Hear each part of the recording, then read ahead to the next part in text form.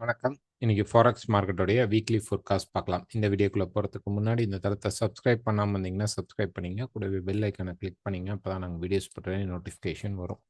US government வந்து இன்னும் shut டவுனில் தான் இருக்கு. இது வரைக்கும் யுஎஸ் கவர்மெண்ட்ல நடந்த ஷட் டவுனில் அதிக நாட்கள் எடுத்தது இதுதான். ஓகே, ஸோ லாஸ்ட் வீடியோவில் கூட சொல்லியிருப்போம். ஸோ இன்னும் அந்த ஷட் டவுன் அப்படிங்கிறது எக்ஸ்டெண்ட் ஆகுது. மேபி இந்த மிடில் ஆஃப் தி மந்தில் இந்த ஷட் டவுனுக்கான ஒரு எண்டு வரலாம். அதாவது ஒரு 15ஆம் தேதி இந்த இந்த வீக்கெண்டுக்கு அப்புறம் நெக்ஸ்ட் வீக்கில் நமக்கு ஒரு சோர்ஸ் கிடைக்கலாம், அல்லது இந்த வீக்கெண்ட்லேயே ஒரு சோர்ஸ் கிடைக்கலாம். அது வரைக்கும் யூஎஸ் உடைய டேட்டா அப்படின்னு நம்ம பார்த்தோம் அப்படின்னா மண்டே பெரிய டேட்டாஸ் கிடையாது. டியூஸ்டே வந்து ஹாலிடே. வெனஸ்டே பார்த்தீங்கன்னா எஃப்ஓஎம்சி மெம்பருடைய ஸ்பீச் இருக்குது. தேர்ஸ்டே பார்த்தீங்க வியாழக்கிழமை பார்த்தீங்கன்னா நமக்கு வந்து இன்ஃப்ளேஷன் ரேட் இருக்குது. கண்டிப்பாக இன்ஃப்ளேஷன் ரேட் லாஸ்ட் இதுலேயே வந்துச்சு. ஸோ இந்த முறையும் வரும், டேட்டா வரும். பட் அன்எம்ப்ளாய்மெண்ட் கிளைம் வராது.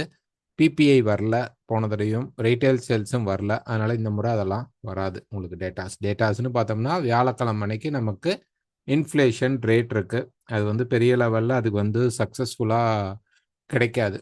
யூஎஸ்க்கு நெகட்டிவாக கிடைக்கிறதுக்கான சான்சஸ் தான் அதிகமாக இருக்கும். டேட்டாவும் பார்த்தீங்கன்னா போன முறையும் நெகட்டிவாக தான் இருந்தது. இந்த முறையும் நெகட்டிவாக தான் இன்ஃப்ளேஷன் அமையறதுக்கு வாய்ப்புகள் இருக்கும். ஃபர்ஸ்ட் டாலர் இண்டெக்ஸ் பார்க்கலாம். டாலர் இண்டெக்ஸ் பொறுத்த வரைக்கும் மார்க்கெட் பார்த்தீங்க அப்படின்னா இந்த சேனலுக்குள்ளே தான் இப்போ போயிட்டுருக்கு. அப் ட்ரெண்டில் ஒரு சேனல் கரெக்ஷன் பை.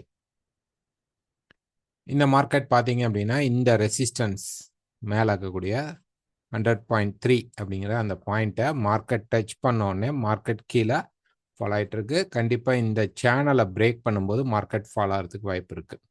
இந்த சேனலை நல்லா பிரேக் பண்ணணும். பிரேக் பண்ணிவிட்டு ஒரு ரீடெஸ்ட் பண்ணிவிட்டு தென் மார்க்கெட் இங்கேருந்து இப்படி ஃபால் ஆகும்போது தான் நம்ம இந்த மார்க்கெட் கரெக்ஷன் வருதுன்னு அர்த்தம்.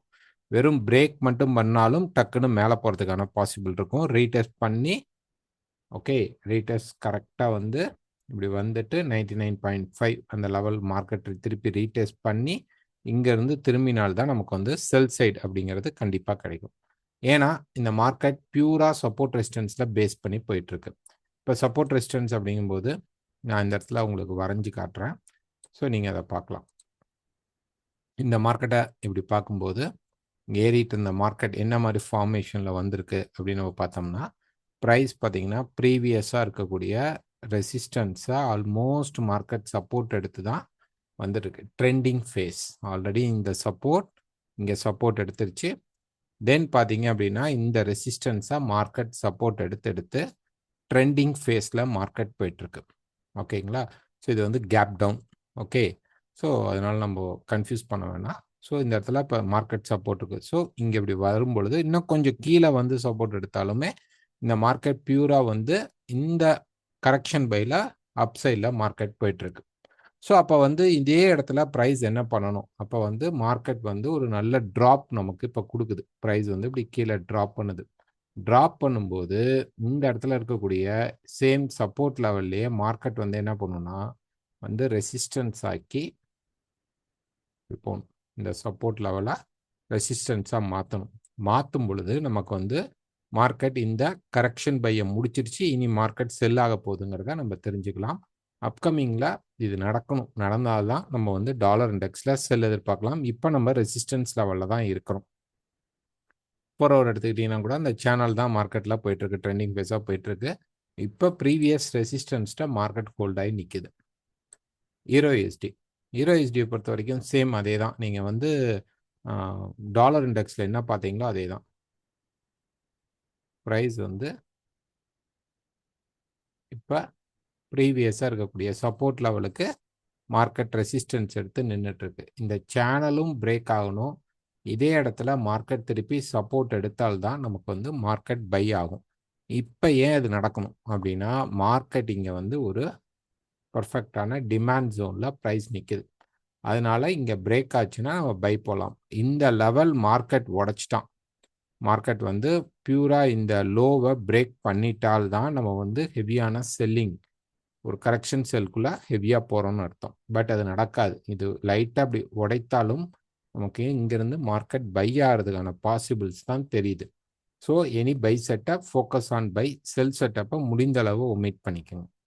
Next pound USD. Pound USD பொறுத்த வரைக்கும் ப்ரைஸ் பார்த்தீங்கன்னா இந்த மல்டிபிள் சப்போர்ட் லெவலாக மார்க்கெட் இப்போ வந்து பிரேக் பண்ணி இப்போ ப்ரைஸ் நின்றுட்டு இருக்கு. ஸோ இங்கேருந்து இப்போ ப்ரைஸ் வந்து ஒரு சப்போர்ட் எடுக்கணும் அப்படின்னா இந்த சேனலை பிரேக் பண்ணும். மேலே இருக்கிற இந்த சேனலை ப்ரைஸ் வந்து நல்லா பிரேக் பண்ணும்போது நமக்கு வந்து பை செட்டப் நடக்கிறதுக்கு வாய்ப்புகள் இருக்கும். யூஎஸ்டி ஆட்டோமேட்டிக்காக பை ஆகும் பொழுது இதுவும் மார்க்கெட் பை ஆகிறதுக்கான சுச்சுவேஷன் தான் அதிகமாக இருக்குது. ஸோ பவுண்ட் யூஎஸ்டிக்கு வந்து நமக்கு வந்து சப்போர்ட் லெவலில் பிரேக் பண்ணியிருந்தால் கூட மார்க்கெட் மேலே போகிறதுக்கான பாசிபிள்ஸ் நிறையா இருக்குது.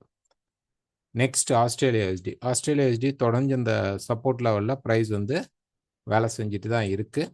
ஸோ பாருங்கள், இந்த ரேஞ்ச் ஃபேஸில் மார்க்கெட் வந்து இங்கே மல்டிபிள் சப்போர்ட் லெவலில் திருப்பி சப்போர்ட் எடுத்துகிட்டு தான் இருக்குது. ஸோ இந்த முறையும் என்ன பண்ணும் அப்படின்னா ப்ரைஸ் இங்கேருந்து ஒரு அப்சைட் போகும். பட் பெரிய லெவலில் இந்த டாப்புக்கு போகுமா அப்படின்னா தெரியல.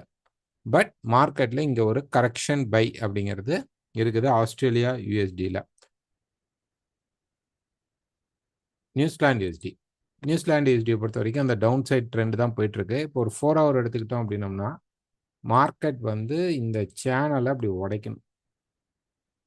ஓகேங்களா, இங்கே போயிட்டுருக்கிற இந்த சேனல் ஃபேஸை மார்க்கெட் வந்து பிரேக் அவுட் பண்ணணும். பிரேக் அவுட் பண்ணும்போது நீங்கள் பை எடுக்கலாம். இப்போ இது வந்து ஆல்மோஸ்ட் ஒரு சப்போர்ட் லெவலில் தான் மார்க்கெட் நிற்குது. ரெசிஸ்டன்ஸ் லெவல் நம்ம சொல்ல முடியாது. இது வந்து ஒரு பியூர் சப்போர்ட் லெவல் தான். இந்த பாட்டமில் இருக்கக்கூடிய டிமாண்ட் லெவலில் தான் மார்க்கெட் இருக்குது. USD, pound USD, Australia USD எல்லாமே ஒரு சப்போர்ட் அண்ட் டிமாண்ட் ஜோன்ஸ்குள்ளே தான் மார்க்கெட் வந்து இப்போ நிற்குது. எனி பை செட்டப் இந்த வீக் நம்ம வந்து பையை வந்து ஃபோக்கஸ் பண்ணி எடுத்துக்கலாம். என்ன அப்படின்னா உங்களுக்கு ப்ரைஸ் பார்த்தீங்கன்னா கொஞ்சம் நின்று திரும்பும். ஏன்னா யூஎஸ் மார்க்கெட் டியூஸ்டே ஹாலிடேங்கிறதுனால நமக்கு கிட்டத்தட்ட வியாழக்கிழமை எல்லா மார்க்கெட்டும் பை ஆகும். டாலர் இண்டெக்ஸ் வீக் ஆகும்போது இதெல்லாம் பை ஆகிறதுக்கான பாசிபிள்ஸ் வந்து அதிகமாக இருக்கும். ஸ்டாப் லாஸ் வச்சு ட்ரேட் பண்ணுங்க. USD CAD. So USD CAD பாருங்கள், அதே சேம் ரெசிஸ்டன்ஸ் லெவலில் தான் மார்க்கெட் வந்து என்ன பண்ணுதுன்னா திருப்பி போய் நின்று அங்கே ரெசிஸ்டன்ஸ் எடுக்குது. இந்த முறை மார்க்கெட் வந்து இந்த சேனலை விட்டு வெளியில் வரதுக்கான வாய்ப்புகள் அதிகமாக இருக்கும். இந்த சேனல் பாயிண்ட்லேருந்து ப்ரைஸ் வந்து கீழே பிரேக் பண்ணி ஒரு கரெக்ஷனுக்குள்ளே வரதுக்கான பாசிபிள்ஸ் அதிகமாக இருக்கும். இப்போ வீக் எடுத்துக்கிட்டோம் அப்படின்னோம்னா மார்க்கெட் பாருங்கள், இந்த சப்போர்ட்டுக்கான ப்ரெஷர் தான் இங்கே போயிட்டு இருந்தது. இப்போ இது கீழே உடைக்கும் போது நமக்கு திருப்பி மார்க்கெட் வந்து இந்த சப்போர்ட்ஸையே பிரேக், இந்த மல்டி சப்போர்ட்ஸையே பிரேக் பண்ணுற அளவு பவர் கிடைக்கிறதுக்கு வாய்ப்புகள் இருக்கும்.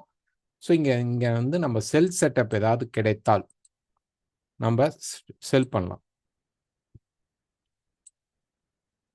மெயினாக இந்த லோ 1.3880க்கு கீழே உடைக்கும் போது கன்ஃபார்மாக நமக்கு வந்து ஒரு செல் கிடைக்கிறதுக்கு வாய்ப்புகள் அதிகமாக இருக்கும். USD Japan. ஜப்பான் பொறுத்த வரைக்கும் சேம் வீக்கில் போனீங்கன்னா மார்க்கெட் அந்த ரெசிஸ்டன்ஸ் லெவலில் நின்றுச்சு.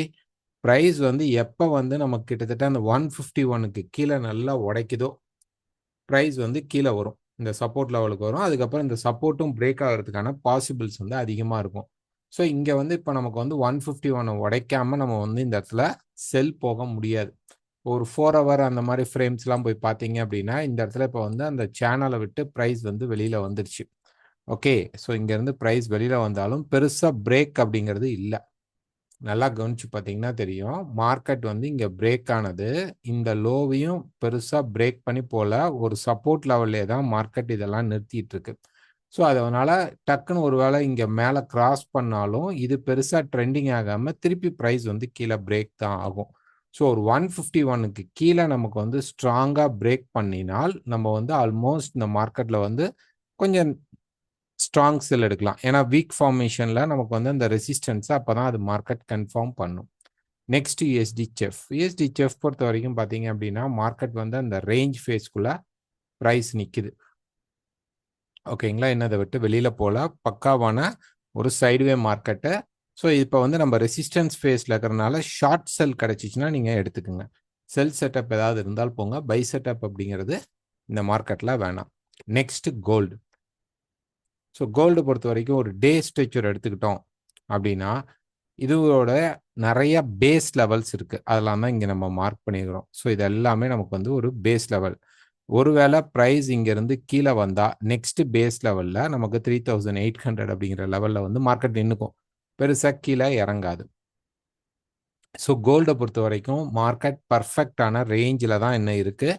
நம்ம வந்து ஒரு ஒன் வீக் பிஃபோர் பார்த்தீங்க அப்படின்னா நம்ம வந்து ஒரு சார்ட் போட்டிருந்தோம். சேம் அந்த சார்ட் தான் இன்னும் ஸ்டில் இருக்குது. இந்த பிரேக் அவுட் லெவல் மேலே பார்த்தீங்கன்னா 4050 அப்படிங்கிற லெவல் நீங்கள் வச்சுக்கோங்க. Okay, 4050 level. அப்படி இல்லை கீழே மினிமம் நமக்கு வந்து 3920க்கு கீழே க்ளோஸ் பண்ணணும். அப்போ தான் மார்க்கெட் வந்து செல் சைடுக்கோ பை சைடுக்கோ ட்ராவல் ஆகுதுன்னு அர்த்தம். இப்போ பர்ஃபெக்டான ரேஞ்சில் இருக்குது. இப்போ இந்த இடத்துல நீங்கள் ஒரு பை எடுக்கிறீங்க அப்படின்னா பெருசாக ட்ரெண்டிங் ஆகாது. டக்குன்னு கீழே நீங்கள் எடுத்த லெவலுக்கே திருப்பி டெஸ்ட் பண்ண மார்க்கெட் வந்துடும். அங்கேயே கன்சால்டேட்டில் தான் இருக்கும். இன்னொன்று முக்கியமான ஒரு கண்டென்ட் என்னன்னா நம்மளுடைய முக்கியமான லெவல் 4030.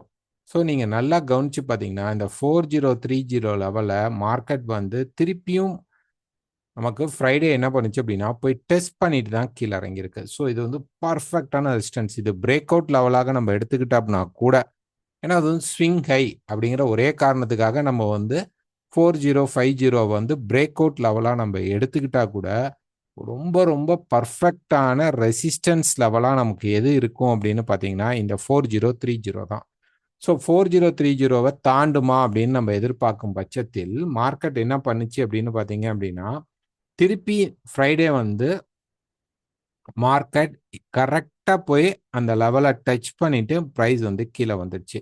ஸோ இப்போ வந்து ப்ரைஸ் பார்த்தீங்க அப்படின்னா அந்த லெவலுக்கு ரொம்ப அதிகமாக ரெஸ்பான்ஸ் பண்ணுது. அதாவது எக்ஸாக்டாக 30 இல்லை, பக்கத்தில் நீங்கள் வந்து வச்சுக்கோங்க. மார்க்கெட் வந்து அந்த 30 லெவலுக்கு பக்கத்தில் வந்தாவே ரெசிஸ்டன்ஸ் எடுத்துட்டு கீழே வருது. அப்போ ஒரு ஸ்ட்ராங்கான கேண்டில், ஒரு 4 ஹவர் கேண்டில் அல்லது ஒரு 1 ஹவர் கேண்டில் இந்த பிரேக் அவுட் லெவல் பிளஸ் இதை ரெண்டையும் சேர்த்து பிரேக் பண்ணும்போது தான் நமக்கு மார்க்கெட் அப்சைட் போகிறதுக்கான பாசிபிள்ஸ் அதிகமாக இருக்கும். இந்த ரேஞ்ச்குள்ளே தான் இப்போ நம்ம இருக்கிறோம். ஸோ இது வந்து பர்ஃபெக்டான ரேஞ்ச் மார்க்கெட் இப்போ தான் நம்ம சொல்லணும். ட்ரேடில் வந்து நமக்கு வந்து சில நேரம் ப்ரைஸ் வந்து சில நேரம் நம்ம வந்து ஹோல்ட் பண்ணணும். மார்க்கெட்டை வந்து ஹோல்ட் பண்ணிவிட்டு அதுக்கப்புறம் தான் நம்ம வந்து மார்க்கெட்டில் பார்த்தீங்க அப்படின்னா நெக்ஸ்ட் எக்ஸிக்யூஷன் பண்ணணும். அந்த மாதிரி ஒரு ஹோல்டிங் பீரியட் தான் இது. இங்கே வந்து நம்ம வந்து ட்ரெண்டிங் ஃபேஸ் வரலையே, எனக்கு ஒரு 100 பாயிண்ட் 150 பாயிண்ட் மார்க்கெட் ட்ராவலான்னு நினச்சா மார்க்கெட் ஏன் அப்படி அடைச்சிட்டே இருக்குது அப்படின்னு பார்த்தீங்க அப்படின்னா மார்க்கெட்டில் இந்த இடத்துல மேனிப்புலேட் பண்ண ஆரம்பிப்பாங்க. அதாவது பிக் ட்ரேடர்ஸோடைய ஆர்டர்ஸ் வந்து இங்கே பஞ்ச் ஆயிட்டு இருக்கு அப்படிங்கிறது தான் இதோடைய அர்த்தம். இன்னொன்று நமக்கு ஜியோபாலிட்டிக்ஸில் வந்து பேஸ் பண்ணியும் வரும். மெயினாக நம்ம வந்து டெக்னிக்கலாக பேசும்போது இங்கே வந்து ஏன் மார்க்கெட் இப்படி இவ்வளோ நாள் ஹோல்ட் ஆகி ஒரே இடத்துல நிற்குது, ஒரு முக்கியமான ஹை அண்ட் லோக்கு ரெஸ்பான்ஸ் பண்ணிட்டு இருக்கு அப்படின்னா மார்க்கெட்டில் இங்கே ஆர்டர்ஸ் ஃபில்லிங் நடக்குதுன்னு அர்த்தம். எக்ஸிக்யூஷன் இங்கே பண்ணிட்டு இருக்காங்க.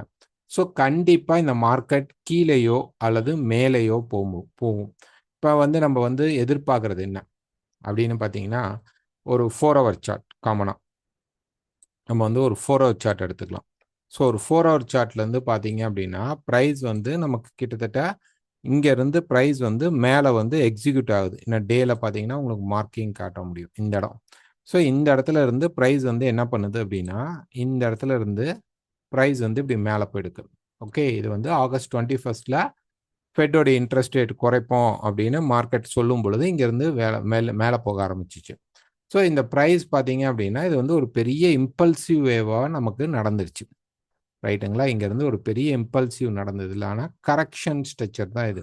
இங்கேருந்து இன்னொரு இம்பல்ஸ் நடக்கணும். சரி, இந்த கரெக்ஷன் ஸ்ட்ரக்சர் நமக்கு முடிஞ்சிருச்சா அப்படின்னா நமக்கு தெரியல. இந்த இடத்துல கரெக்ஷன் ஸ்ட்ரக்சர் நமக்கு வந்து முடிஞ்சிருச்சா அப்படிங்கிறது இன்னும் நமக்கு கிளீனாக தெரியல. ஸோ இப்போ இந்த கரெக்ஷன் ஸ்ட்ரக்சரில் ஏபிசி கரெக்ஷன் ஸ்ட்ரக்சராக வச்சுக்கிட்டாங்க அப்படின்னா இதை பெரும்பாலும் எல்லாரும் ஏ, பி அண்ட் சி அப்படின்னு எதிர்பார்க்குறாங்க. இன்னும் சில பேர் நான் என்ன நினைக்கிறேன் அப்படின்னா இந்த இடத்துல ஏ நமக்கு முடிஞ்ச மாதிரியும் பி முடிஞ்ச மாதிரியும் இது சி, பி வந்து இந்த இடத்துல லைட்டாக மார்க்கெட்டை ஸ்வீப் பண்ணியிருக்கும். ஸோ அப்போ இந்த இடத்துல முடிஞ்சிச்சுன்னா இங்கேருந்து ஒரு இம்பல்ஸ் ஸ்டார்ட் ஆகிறதுக்கான பாசிபிள்ஸ் இருக்கும். பட் ஆனால் அது ஸ்லோவாக தான் இருக்கிறதுக்கு வாய்ப்புகள் உண்டு. ஸோ ஆக மொத்தம் இது எது நடந்தாலுமே இப்போ மார்க்கெட் வந்து இந்த ஸ்ட்ரெச்சர் நடந்தாலும் சரி, இப்போ நடந்த ஸ்ட்ரெச்சருக்கு மேலே போனாலும் மேலே ஏறி மார்க்கெட் போனாலும் சரி, வாட் எவர் இட் இஸ், நமக்கு இந்த இடத்துல ஒரு ஷார்ட் டேர்ம் கரெக்ஷன் அப்படிங்கிறது இருக்குது. இது எவ்வளோ தூரம் இருக்குது அப்படின்னு நம்ம பார்க்கும்பொழுது நமக்கு குறைஞ்சபட்சம் 4160 இருந்து அதை போய் டெஸ்ட் பண்ணணும். மேலே அதிகபட்சம் ஒரு 200லேருந்து 250 வரைக்கும் மார்க்கெட் போகிறதுக்கான பாசிபிள் இருக்கும். போயிட்டு அங்கேருந்து திரும்பலாம் அல்லது வந்துட்டு கரெக்ஷன் ஆகி மார்க்கெட் மேலேயும் போகலாம்.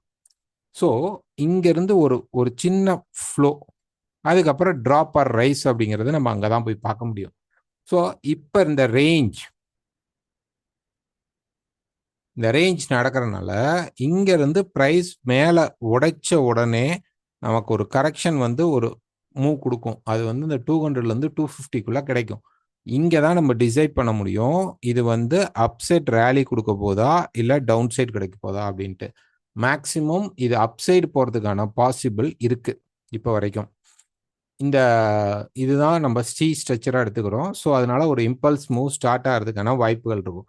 ஸோ கோல்டில் நம்ம அடுத்தது என்ன எதிர்பார்க்கலாம்? ஸோ இப்போ டைரெக்டாக பாருங்கள், மார்க்கெட் இப்படி கன்சால்டேட் பண்ணி கொஞ்சம் கீழே வரலாம்.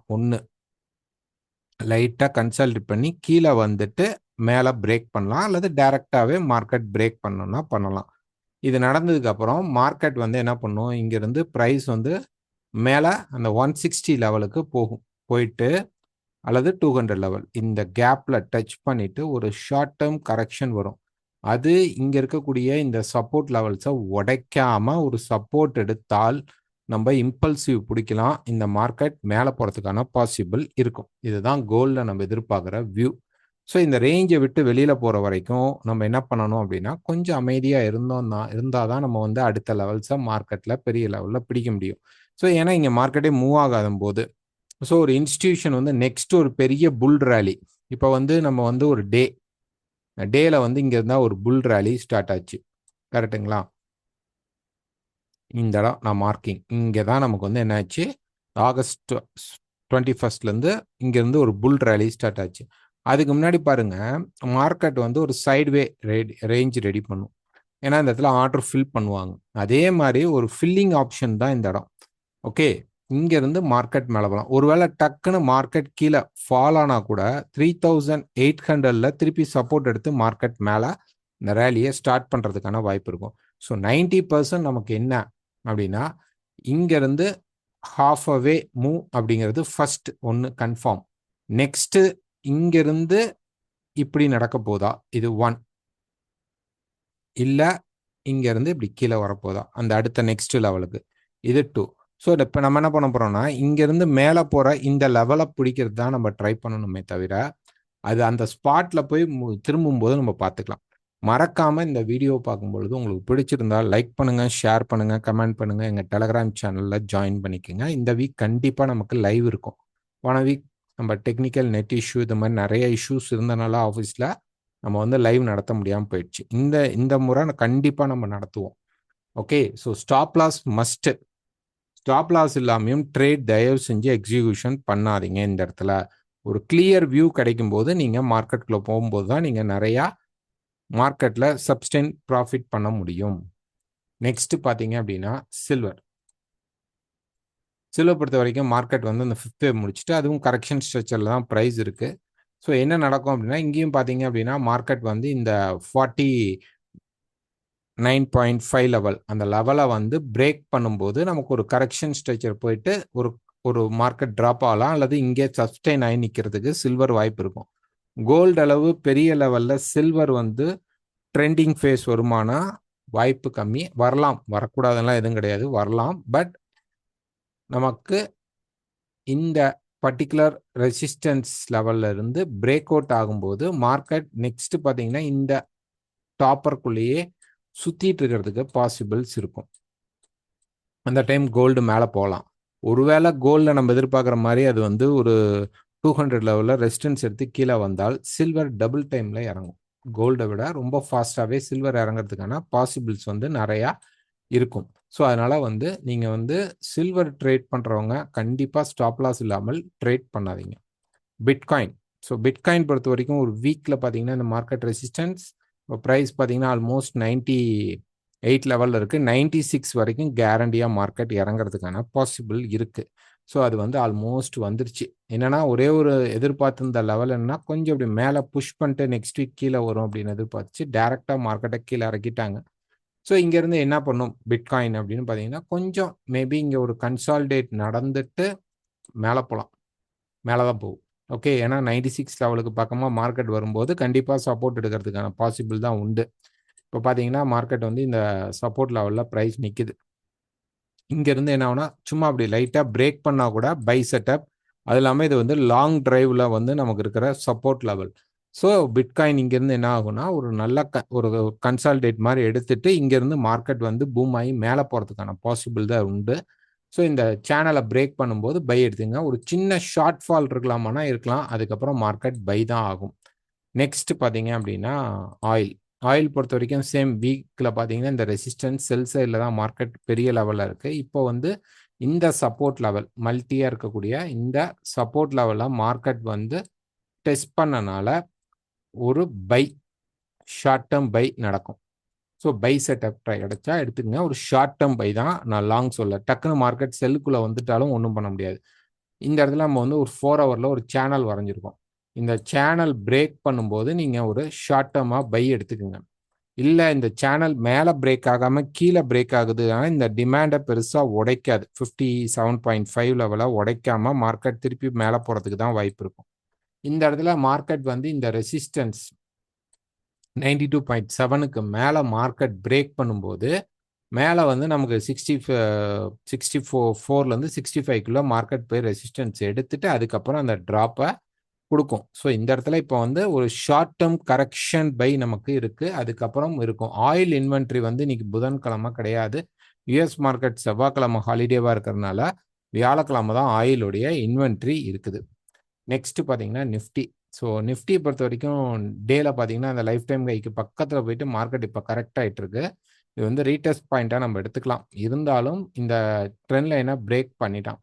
ஸோ நெக்ஸ்ட் வீக் என்ன ஆகுனா கொஞ்சம் மேலே போகும். மேலே போயிட்டு திருப்பி இந்த லோ பிரேக் பண்ணும் பட்சத்தில் மார்க்கெட் கரெக்ஷன் ஆகுதுன்னு அர்த்தம். மார்க்கெட் ரேலி எடுக்கலைன்னு அர்த்தம். ஏதாவது ரொம்ப இம்பார்ட்டண்டான நியூஸ் வரும் பொழுது தான் மார்க்கெட் வந்து திருப்பி பூம் ஆகும். அது வரைக்கும் கரெக்ஷனுக்குள்ளேயே இருக்கும். பெரிய லெவலில் ஃபால் இருக்காது, பெரிய லெவலில் ரைஸ் இருக்காது. 25,200க்கு கீழே போகும்போது மார்க்கெட் நல்லா கரெக்ட் ஆகுதுன்னு அர்த்தம். ஸோ என்ன ஆகும் அப்படின்னு பார்த்தீங்கன்னா நெக்ஸ்ட்டு ப்ரைஸ் வந்து இங்கேருந்து நமக்கு வந்து உள்ளுக்குள்ளே வந்துட்டு இந்த கரெக்ஷன் ஸ்ட்ரெச்சராக இருக்கக்கூடிய 24,800 அந்த லெவல் வந்து அதையும் பிரேக் பண்ணுறதுக்கான பாசிபிள்ஸ் இருக்கும். இப்போதைக்கு ப்ரைஸ் வந்து பார்த்தீங்க அப்படின்னா பெரிய லெவலில் ட்ரெண்டிங் அப்படிங்கிறது இல்லை. ஸோ இந்த ரெசிஸ்டன்ஸ் லெவல் அப்படிங்கிறது வந்து ஆல்மோஸ்ட் பார்த்தீங்க அப்படின்னா இப்படி வச்சுக்கலாம், ரைட். ஸோ இங்கேருந்து வரும்போது அதிகபட்சம் இதுக்குள்ளே வந்து ஒரு சப்போர்ட் டீல் எடுக்கலாம். இதை பிரேக் பண்ணிட்டா கண்டிப்பாக நிஃப்டி கீழே வர ஆரம்பிச்சிடும். நமக்கு ரொம்பவே ட்ராப் ஆகிறதுக்கான பாசிபிள்ஸும் அதிகமாக இருக்கும். ஸோ இந்த வீடியோ பிடிச்சிருந்தா மறக்காமல் லைக் பண்ணுங்கள், ஷேர் பண்ணுங்கள், கமெண்ட் பண்ணுங்கள். உங்களுடைய ஃப்ரெண்ட்ஸ்க்கு இந்த வீடியோஸும் அனுப்புங்க. தேங்க்யூ.